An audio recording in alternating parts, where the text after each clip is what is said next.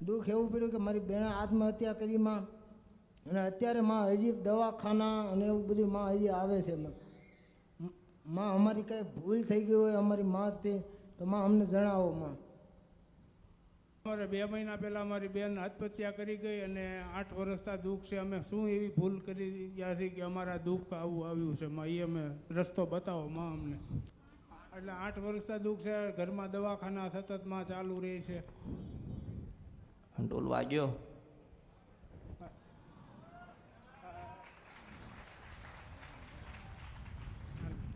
Chown ઢોલ વગાડે છે.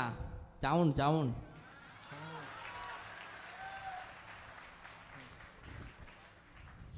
મંદિરમાં અમારી વાડીએ મંદિરમાં હતા, બીજાની વાડી હતી, એમાં છે મંદિર લઈએ હતા. આ સાઉન્ડામાંની મૂર્તિ હતી. એટલે કીધું કે ચાઉન નું વાગસ. હા.